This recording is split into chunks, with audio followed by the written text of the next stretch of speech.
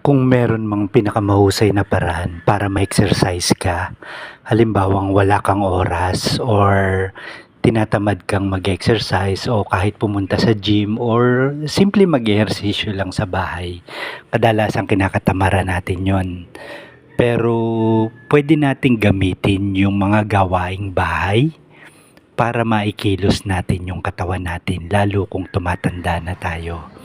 Ito yung pinaka-epektibong paraan para masigurado natin na nakakakilos yung bawat bahagi ng katawan natin. Nagagamit natin siya at hindi siya na-stuck katulad ng pag-upo or paghiga habang nanonood ng TV.